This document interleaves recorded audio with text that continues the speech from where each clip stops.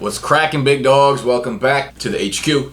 It's your man's Nicholas. Big dogs gotta eat. BDGE fantasy football. Today, I'm looking at mid-round draft picks. Guys going anywhere from like the 5th to the 8th, 9th, 10th round, in that middle spot where you can hit on guys and they potentially win you your league. So I'm looking at the mid-round draft picks and I'm looking at guys that I believe in that draft range that have the highest upside. If you hit on one of these guys and they hit their ceiling, their upside, as good as they could possibly have of a season, these are the guys that will probably win you your leagues based on getting them as a value in the draft. This kind of goes to a bigger point, I think. It speaks to fantasy rankings in general, like how you rank your players pre-draft, and I think it speaks to projections as well. Now, any list of rankings that you look at, whatever analyst, expert, whether it's me, whether it's Matt Berry, whether it's someone from Yahoo, RotoWorld, whatever it is, rankings are created very differently from person to person. For instance, me, this is what I do when I'm ranking. I go, okay, number one, if this is my team in a complete vacuum, who do I want with the first pick? If it's the 50th pick, I look at every player that's not been picked yet and say,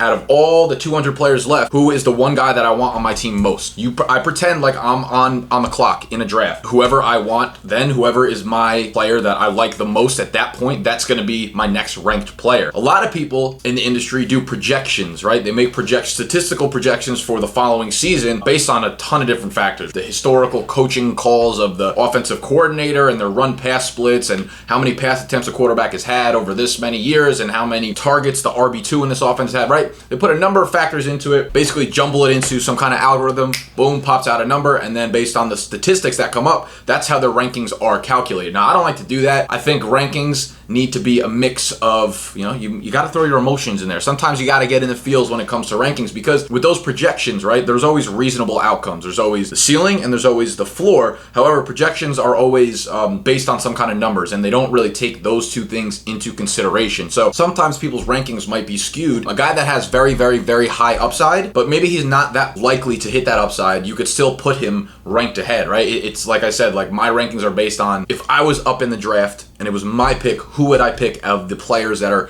left in the draft pool right now? And that would be my next ranked guy. Doesn't always mean that I think necessarily that person is going to have more fantasy points than everyone else that's left in the draft pool, but it goes by a number of different things, like how likely they are to hit their upside, what's their floor, right? If they have a higher floor, then maybe you rank them higher, but if you don't like boring players per se, maybe you're going to rank guys that don't do so well but are consistent a little lower. It's all personal. I just kind of wanted to get into the upside of players, guys I think that have the highest of ceilings in the mid-ranking tiers. So for instance, you look at a guy like Joe Mixon, right? Best case scenario, his ceiling is probably 1,500 total yards this year, double-digit touchdowns, and you would love that. But what happens if things go wrong? Then you're looking at a guy who is talented, yes, but in a slow offense that doesn't run a lot of plays, possibly splitting passing down work with a Gio Bernard, right? Both of those things are realistic. Both of those things can absolutely happen. And if you try to sway too much towards one side or the other, you're going to have trouble in your draft. If you're too optimistic about things, you are going to be banking on upside. If you're pessimistic about things, you're not looking at players that you should maybe be reaching for, or players that you should be going after. Same thing with Jay Ajayi. I wouldn't be shocked if Jay Ajayi ended up with 14 rushing touchdowns, right? Just given the fact that he's in this offense that should be high-powered and scoring a lot. And as of right now, he's the main goal line back there, or he's the main early down back and possibly the goal line back. But at the same time, he might end up in a three-way committee with Corey Clement on the goal line, with Darren Sproles catching the ball. So all these things need to be taken into consideration when we're doing rankings. But today we're looking only at the upside of the spectrum. No floors. We're only talking ceilings, and it's going to be a good episode. So sit back, as my friend Wade would say, buddy your fucking popcorn, and let's get cracking.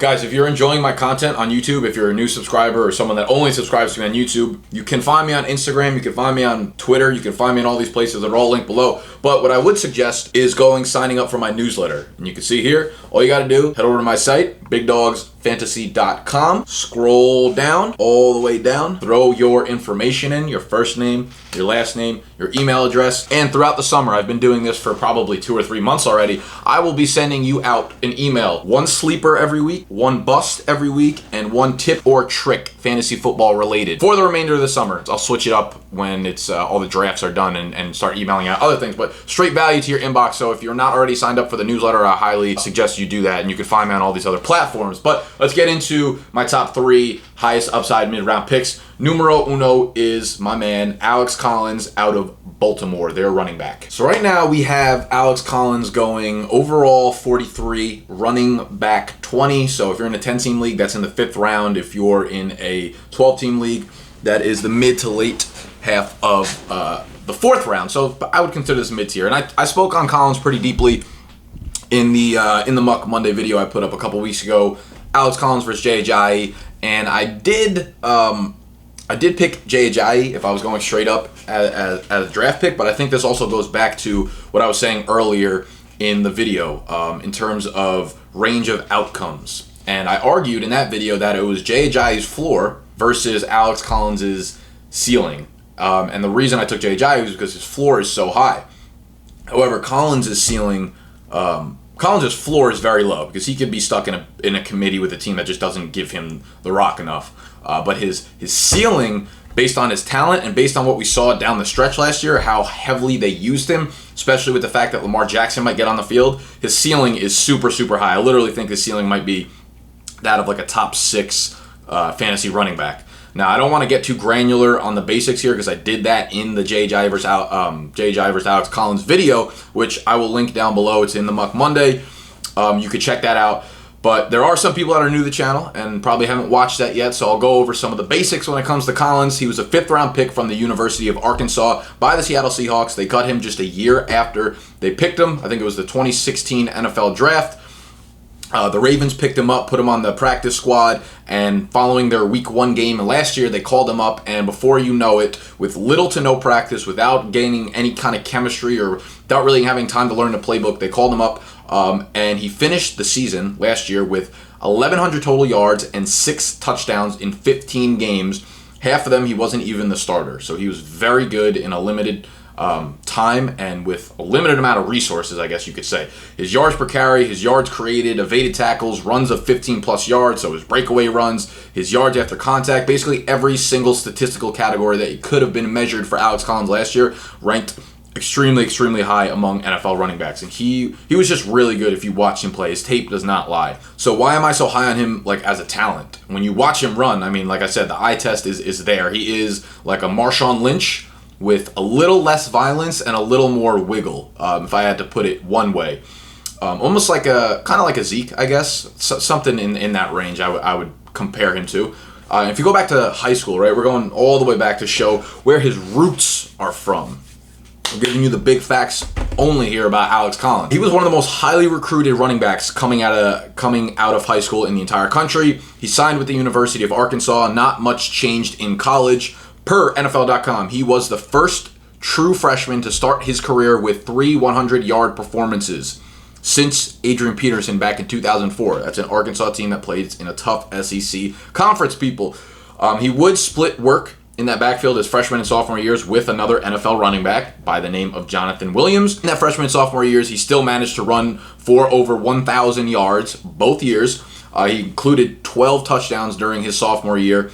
In 2015, which was his junior season, the year before he came out for the NFL, Williams got hurt and the backfield completely became Alex Collins's. He racked up 1,577 rushing yards on 271 carries. So you're seeing the workload there. That was almost 21 carries a game, and he scored 20 times. He would finish as a second-team All-SEC running back that year. Very impressive, very under the radar for where he got drafted in the real draft and where he's getting drafted now in fantasy.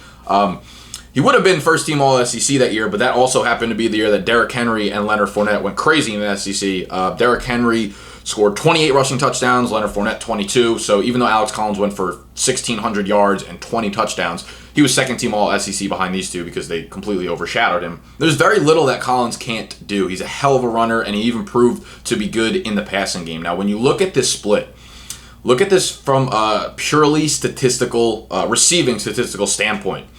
Over the last 7 games of the season, so we're looking at weeks 11 to week 17. He became the starter in like week 9, but he was the featured back from weeks 11 to 17.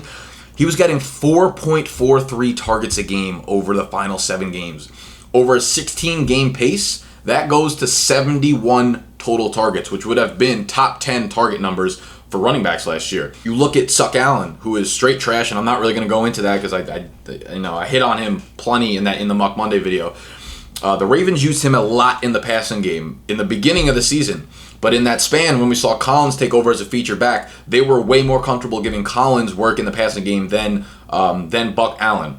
Allen, from weeks 11 to 17, had just 2 games where he saw more than a single target. So in those 7 games, he saw more than 1 target in just 2 of 7 games, and he had just 1 game in which he caught more than 1 ball. So you're seeing Collins really take over as the 3-down back here.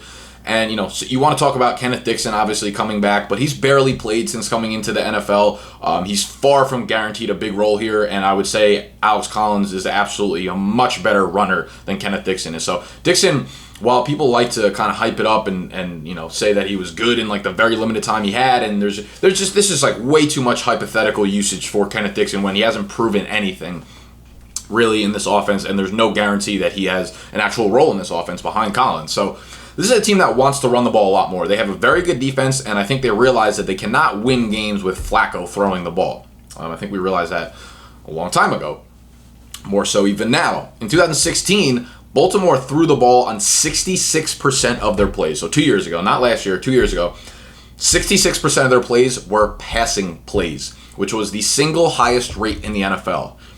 Last year, 2017, that number dipped to 56%. That's a 10% drop off in plays that were passes. They went from the single pass happiest team in the NFL to the 12th highest running percentage team in the NFL. So a monster swing, which is great for Alex Collins' outlook. You see that they want to run the ball there in Baltimore. They want to lean on their defense. They want to lean on the ground game and control the clock. Since we're talking about upside, we have to mention Lamar Jackson. There's a good chance that Lamar Jackson at some point or another takes over the starting quarterback position in Baltimore over Joe Flacco, right? I don't know when that's going to be. It's very hard to predict, but I would assume that is going to happen at some point during this year. If that does happen, I absolutely love that for Alex Collins' outlook. We've seen it so many times where the running backs prosper because of a mobile quarterback. Alfred Morris, Lamar Miller last year when Deshaun Watson was healthy. It's a beautiful thing, my people.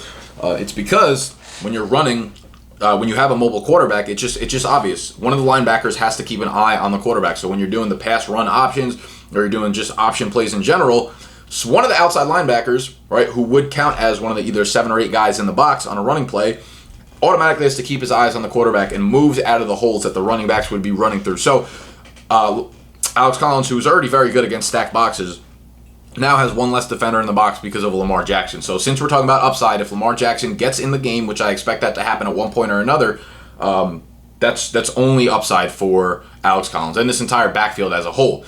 Now, per Warren Sharp at Sharp Football Stats, who absolutely loves Alex Collins, the Ravens have the 5th easiest strength of schedule for running backs. Warren Sharp is probably one of the most respected guys in the fantasy football industry at this moment, just the NFL in general. He's one of the smartest minds, analytics. I just actually copped his, he puts out this fucking monster book just breaking down like team by team outlooks, and it's huge, and he doesn't make like any profit off it on Amazon.com because he has to sell it on there and they charge him so much money, but it's one of like the best resources you could possibly buy for the upcoming NFL season. I just copped it on Amazon because the price dropped. It was $30, but it dropped like 23 and change. So if you're going to buy that, I would suggest grabbing it now. I'll link it in the description for you guys to check it out. But he loves Alex Collins, as does another guy I really, really respect's opinion, Matt Waldman. Both of them are very, very high on Alex Collins, and both of them really, really like this guy, as do I. His talent-wise, there's no argument there. So in terms of upside, Collins has a shitload of it. I'd say he's pretty good chance of coming close to that upside too. The more I think about it, the more, as soon as I finished that J.J. versus Alex Collins video, I was like, I feel like I messed up. Because Collins is a guy, I'm talking about how much I like him, and if I pass on him in all of my drafts and he ends up becoming what I think he's capable of becoming, I'm going to be really pissed at myself. So I know, like, for certain I'm going to be getting out Collins shares somewhere because he has that top 6 league-winning kind of upside as a running back, and I just think you guys should take that seriously. We're going to move on to number 2. Before we do that, I got to thank today's sponsors for the video. That is FantasyJocks.com. They are fantasy sports industry leader in your fantasy sports leagues, equipment, gear, swag, whatever you want to call it. They produce championship belts, very high quality, rings, trophies, live draft boards if you do live drafts, with your boys or your homettes. Doesn't matter. We appreciate everybody over here, all the support. They have these plaques that are customizable for like $5 each year. You can get the team name inscribed on them. Guys, it's much, much better playing for something on the line. I promise you that. These things are really not that expensive. This one's a little higher in quality, so the price is a little up there. But if you split the dues between everyone in your league, you're getting it for a fraction of you're getting it from anywhere from like $8 to $12 a person. You have this thing for life. You got the trophy for life. It's a lot better playing in fantasy leagues when you're playing for something other than just money, bragging rights. I have some new fantasy jocks of the year coming in the mail soon, so I'll do like a little unboxing video once that does arrive. So I'm excited to kind of check it out and show you guys that. But go on there. Use promo code TAKE10, the number 10, so TAKE, and then the number 10, or Taco Corp, TACOCORP, and you will get 10% off your order, which, you know, rather than paying $9 a person, you're paying $7 a person now. So your boy hooks you up. Thank you, FantasyJocks.com, for sponsoring today's video. The other thing I want to do the giveaway. I said I was going to buy one subscriber a Pro Football Focus Edge package. If you had subscribed to... If you left a rating and review on my podcast, and if you followed me on Twitter and Instagram, so I'm going to do that right now, so stay tuned. I'm going to pull up, literally I'm just going to go look at, I have 41 reviews on the podcast, so I'm going to go on Google, type in random generator, minimum 1, maximum 41. I'm going to see what number it pops out, and then I'm going to go down the list, and whatever it is, let's see, number 32. So whatever the 32nd review is, that's who the winner is going to be. 1, 2, 3, 4.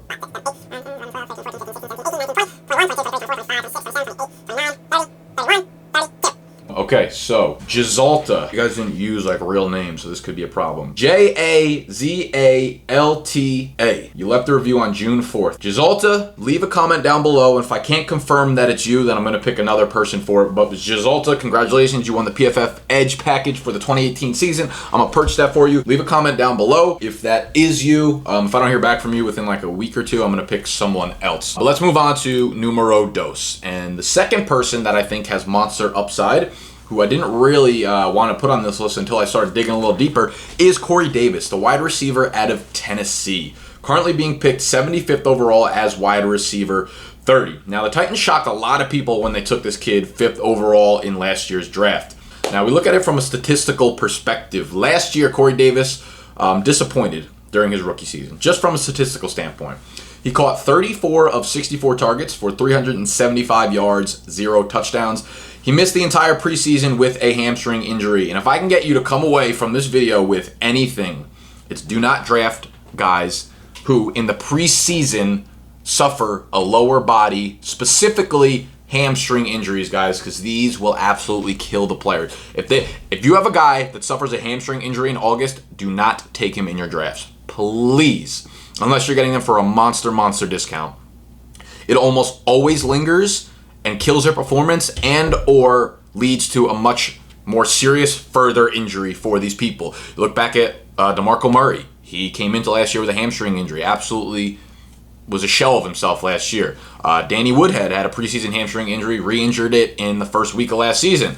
First quarter of the game, OBJ came in with an ankle issue. Cracked that shit in like the week 4 or week 5, guys. I'm telling you, Corey Davis was the latest victim of this. He missed all of the preseason with a hamstring injury. We weren't sure what we were going to get because we didn't see him play in the preseason. We weren't sure if he was going to be ready for week 1. He did step on the field in week 1. He had a great game. He caught 6 of 10 targets for 69 yards. A few of those catches being very, very highlight real-ish catches. And you're like, okay, this kid is, he's the truth. He's the real deal. And I remember he just looked very good, and I was excited for him, to stay on the field and play more. But the following week, guess what happens? He re-injures that hamstring. Reason because, guys, when you injure whether it's a hamstring, whatever it is that you injure, and this goes for like anyone, just basic like working out at the gym. The reason you injure things is because there's an imbalance of the muscle or the strength in one specific muscle. So say you have a hamstring injury and you don't let it fully heal. There's a lot of times where you'll get an injury to another body part because it's compensating, right? So if you injure that hammy and it's not full strength, that means something else in your body has to take over the workload that this hammy can no longer handle, right? So that's why a lot of injuries, while a hamstring injury might lead to an ankle injury or a calf injury because those other body parts are getting more work than they should be. And that's what we saw happen with Corey Davis. Anyways, he would go on to miss the rest of that game in week 2. all the way through week 8, and he would return in week 9. He had a really, really, really quiet rest of season. He failed to hit 50 receiving yards in 7 straight games when he returned from week 9 through week 15. But I'm here to tell you, since we're talking about upside, my peeps, there is a lot of positives heading into 2018 when it comes to Corey Davis. For one, he is an absolutely great route runner. He was in college. He fared very well in Matt Harmon's reception perception as a rookie, despite missing the offseason and a lot of the regular season, which is something that you don't normally see in his reception perception. Volume is great, right? You want your fantasy wide receiver to have volume, but you can't always depend on that year over year, especially in an offense with crowded weapons. So having someone who's a great route runner almost always guarantees you that you'll be pretty heavily involved in the offense, right? If you can gain separation from the D-backs, then you're going to see targets in the offense. That's where this chart comes into play. I put this together, and I think I tweeted this out and put it on the Instagram last week. This is the top 15 fantasy wide receivers. The wide receivers who finished top 15. If you're listening to this on the podcast, there are pictures up and graphs and charts that I put up, so I would suggest you check it out on YouTube if you're interested in what I'm talking about. Otherwise, it probably sounds weird from your point of view. This is the top 15 fantasy wide receivers from last year. And you're looking at a few things here. First thing to note is that he doesn't necessarily need to be a target hog, right? Where Corey, I think a lot of the argument I've made so far this summer is that I doubt there's going to be enough volume to go Corey Davis's way. We see a few guys here. It's actually a third of the people on this list saw just 21% or fewer of their team's targets in 2017 and still finished as top 15 fantasy wide receivers. So you have 33% of top 15 fantasy wide receivers had 21% of their team's target shares or fewer. Of course, as I mentioned, the fewer the targets he sees, the more efficient he will need to be, which is where that route running comes into play. And this is another good tweet by Mike Clay. He put up that Titans target leaders. In the 10 games that both Rashard Matthews and Corey Davis were active, you're seeing Delanie Walker leading the team in targets with 73, but Davis out-targeted Matthews 63 to 53. And you're seeing 63 targets in 10 healthy games, right? In those 10 active games was a 6.3 targets per game pace, which paces out to the year of 101 targets. But before you say to yourself, like, oh shit, that's not enough targets for him to be a top 15 or even a top 20 fantasy wide receiver, the better number to look at for his projected success, like future success, wouldn't just be total targets. It would be the target volume in terms of like his target share of the overall offense. Now, when you look at those 63 targets, that was 21% of the team's target share in those 10 weeks. If you include the Titans' 2 playoff games, his target share goes up over 21%. So as I mentioned, there were 5 guys on that list of top 15 fantasy wide receivers that had 21% or fewer of their team's total target share. And on the volume note, right, I didn't even touch on Matt LaFleur being their new offensive coordinator there, coming in and flipping this offense around. They were 28th in pass attempts last year, 30th in pace, or maybe 26th in pace. I forgot what the actual number is, but not good.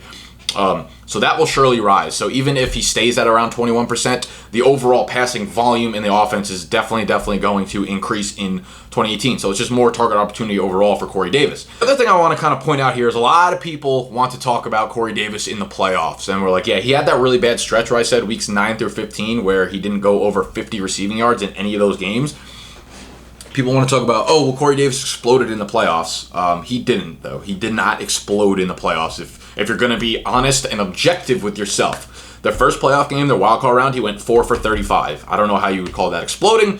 I know why people are saying he's exploding, because in the second game when they played the Patriots, he had a big game, a semi-big game, where he went 5 for 63, caught 5 balls for 63 yards, but he scored 2 touchdowns. Here's the thing, though. They were getting absolutely torched, and the entire second half was garbage time for this Tennessee offense. If you look at Corey Davis in that game, 38% of his targets, 40% of his catches, and 45% of his yardage total came on the final Titans drive in that game while they were down 28 points already, as well as his second touchdown, which put them inside of 21 points of the Patriots. That was with under 2 minutes left. So the fact that people are saying he exploded in the playoffs, that narrative is an absurd statement by people who are just looking at the box score. They were a complete garbage time team during that second half of the game, and like a huge portion of his statistics came on a drive with 2 minutes left in the game. So that's not It's not a good narrative or theory to use if you're going to be arguing for Corey Davis. Now, the good part about this whole thing about his target volume is this. While he only caught 53% of his total targets, which is not good whatsoever, Mike Clay tweeted this out. An NFL high 32.8% of passes directed at Corey Davis were off target last season. Mariota was not good when he threw to Corey Davis. And you don't expect this to happen again. And the reason I say that is because I looked at the other weapons for the Titans. When I looked at Delaney, I looked at Rashard Matthews, I looked at Eric Decker. None of them saw more than 26% of uncatchable targets. And the two wide receivers saw almost 9% fewer uncatchable targets than Davis. So Davis was the outlier here in terms of bad passes thrown his way. So you expect that number to come down. He's not going to be the NFL leader in bad passes thrown his way when you have the other two wide receivers, Rashard Matthews, Eric Decker, both getting much higher volume of catchable targets. Now, everything we're hearing from camp has been super positive about Davis. He's quote-unquote continued to impress, looked really smooth, snatching the ball out of the air. It's all gravy for Tennessee and Corey Davis this season. In terms of coming into the season, he has the full offseason to prepare. He's not out with a hamstring injury yet. Knock on, well, I got the glass, I'm not going. A healthy offseason to gain rapport with Mariota, this new offense with more passing volume, a really supposedly good offensive coordinator, we should say, in Matt LaFleur. A higher target share rate, I think, is going to be happening for Corey Davis with more catchable passes his way. Davis, based on the chart I showed you guys before of top 15 wide receiver numbers for fantasy wide receivers, he definitely has top 15 upside given that, or higher in 2018. It's crazy to me that right now he's going off the board after Michael Crabtree, after Robert Woods, and he's just in front of guys like Will Fuller, Devin Funchess, and Pierre Garçon, who I don't think should be even near Corey Davis. So Davis is a guy with top 15, probably top 12 upside if things can break right and he could stay healthy this year. So Davis is another guy that I'm definitely rising on a little bit, and I wasn't super high going into this video, but when I do these analyses, I dive really deep into the stats, obviously, so I come away with different viewpoints. And if you guys feel differently about players, I'd like to hear your opinion, so make sure you drop a comment down below on how you feel about these first two guys before I get into numero 3. And while you're down there, I would appreciate if you left a thumbs up because that's how the channel grows. And we're trying to go global in this MF, baby. So let's move on to number 3. Let me check to make sure this bad boy's still on. Yes, sir. We got a few minutes left. Let's get it. So, numero trace. And this is my bad boy out of Detroit, since I guess this is like Detroit week. We had Marvin Jones, Golden Tate in the Muck Monday video on Monday. If you missed that, that was a good one. We're going in the backfield. We're going with Kerryon Johnson, second round pick for the Detroit Lions. Currently going off the board around pick 90, running back 36. Possible that I'm getting to the point of delusion when it comes to Kerryon Johnson, but I'm all in on him from a talent perspective and in terms of what I think his future holds. A few other things I'm all in on, just pertaining to phrases. Big facts only, probably my favorite phrase of all time. Yesteryear, Chronicles, and the term I'm all in. I'm all in on the term I'm all in, as well as Big Facts Only, Chronicles, Yesteryear, and Kerryon Johnson. If I'm being completely reasonable, right, because we're talking about projections, we're talking about low upside, we're talking about upside, and we're talking about downside, like floor and ceiling. I'm not extremely, I'll be the first to admit, I'm not extremely confident in Kerryon Johnson's redraft upside this year in 2018, but for Dynasty, man, I absolutely love this guy. And I say not as much for redraft because of his possible outcomes. Now, we look at both sides of the spectrum, right? He was the SEC Offensive Player of the Year at Auburn in 2017. He went for nearly 1,600 total yards, 20 tugs. He caught 24 passes, so he showed the ability to play on every down. He was a second-round pick that the Lions traded up for to acquire. His upside, I would say, is that of someone who touches the ball 250 to 285 times this year, takes 65 to 70% of the backfield, on the seventh highest scoring team in the NFL, 25.6 points per game last year. That's definitely good for top 15 fantasy numbers, top 12 if he can be efficient with the volume he gets. The other side of the range of outcomes is that he winds up in a 3-back committee with LeGarrette Blount, who is getting the goal line work, and Theo Riddick, who is getting a very large majority of the passing down work. So he becomes an in-between the 20s early down runner, just like we saw out of Amir Abdullah last year, who was not someone you wanted on your fantasy team, especially not in like the 5th or 6th round. Luckily for you, Kerryon Johnson is getting picked in the 90th overall, so 9th, 10th round, depending on how big your league is. It's going to take a lot of work and probably a little bit of luck for Kerryon Johnson to hit anywhere near his peak, right? His upside in 2018.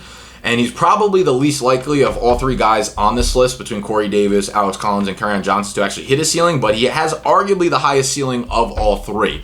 And I say arguably because I'm not really sure that's even true, but I just really like Kerryon Johnson. So here's the thing. As I explained in my Golden Tate versus Marvin Jones in the Muck Monday video, the Lions really want to run the ball. We saw their pass attempts in the red zone and the 10 zone decreased by 11 and 14% year over year respectively from 2016 to 2017.